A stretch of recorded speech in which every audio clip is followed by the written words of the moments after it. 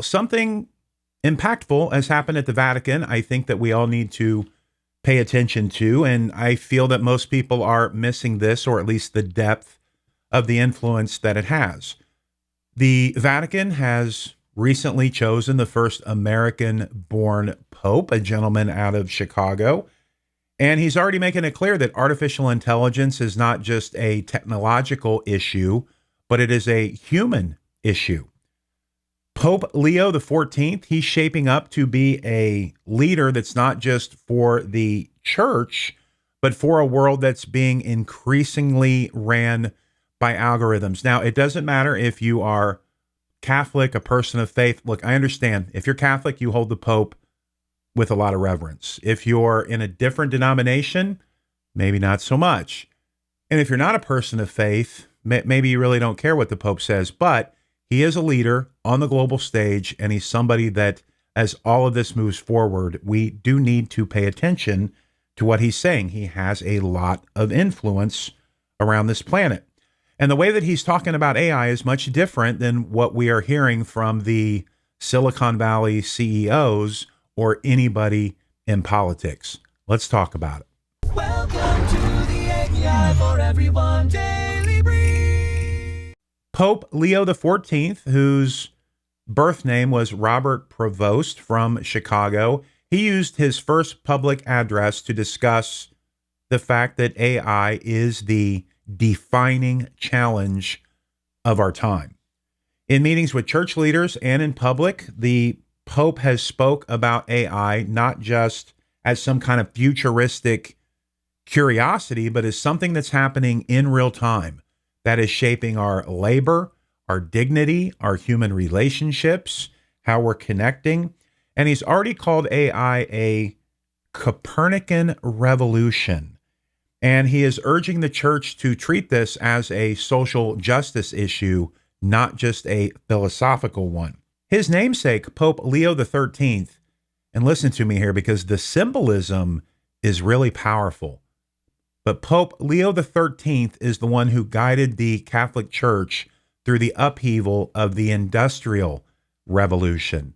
And now it looks like Pope Leo XIV is the one set to guide the Catholic Church through this algorithmic and AI revolution. Why it matters?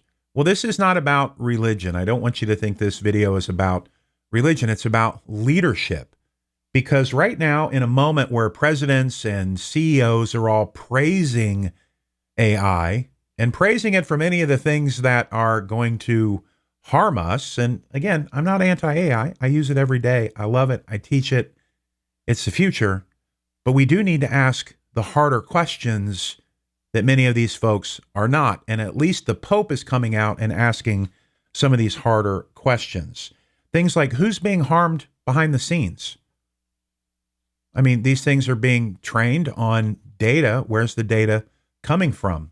There's some ethical issues here with theft, with IP, with creativity, with all of those different things.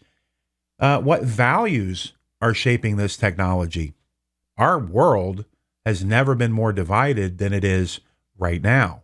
So what are the values that are evolving into this system that is going to completely guide us, train us, manipulate us, use us, all of those different things in the future? And how do we protect human dignity from a system that is focused more on efficiency? It values efficiency more than anything else. And we see that the more that we optimize for profit, right, we are at kind of this ugly stage right now of capitalism where we optimize, and eventually we optimize ourselves out of being human because the only thing that matters is profits and dignity. The fact that somebody needs to work to make a living, to put a roof over their head, or even that has to work to make money to buy products, all of a sudden gets thrown out the window. So we have these issues happening right now. And while many are debating if these tools are good or bad, does it matter? They're here. We're moving forward. They're taking over. That's why I will discuss the good, the bad, and the ugly, because it's important. It's not going anywhere. So we need to be aware of everything that's happening, what's going on, and what we can do to guide and shape our lives with our ethics, and also to guide this in how we use it at work, how we use it in our companies, how it impacts our families, how it impacts our schools, and how it impacts our government. We have to do that. So there is no debate that's as simple as black and white here. There's going to be a whole lot of gray area. And Pope Leo XIV here is focused on what's happening to the people who are building it, who are training it, and who are going to be impacted by it. And we're going to talk a lot in the future about the global impact in the sense of the energy cost that it takes to put all this. But we also have underpaid workers. We have children growing up in an AI environment, and this is how they're going to be socialized. Think of these AI agents and AI avatars.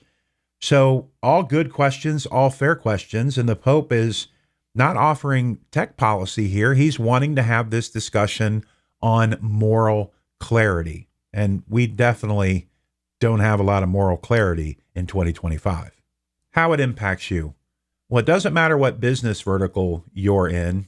Could be any business vertical. Media, education, government.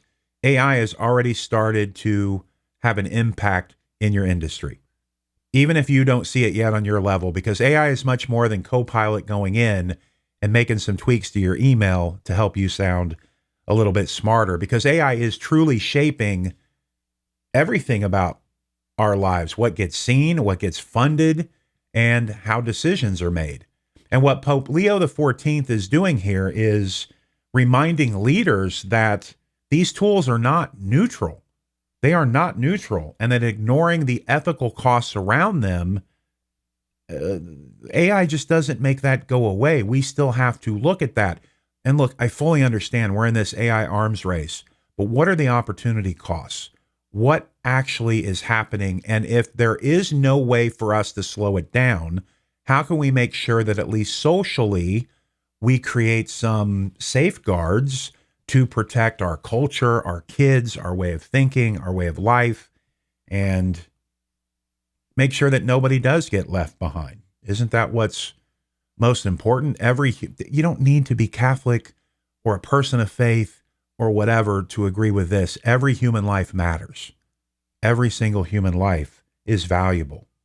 So if you do lead a team, if you make any type of decisions, if you publish content out here, this is your responsibility. It's my responsibility to make sure that we're doing it right, to make sure that we're doing it ethically, to make sure that we are just being as responsible as we can be.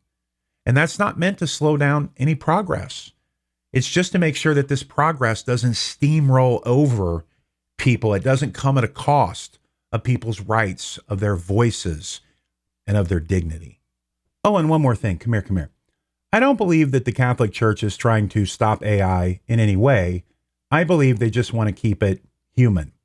And Pope Leo XIV is asking us all to do the same, regardless of our beliefs. And he's doing it with the kind of grounded urgency that's missing from a lot of the conversations around this technology.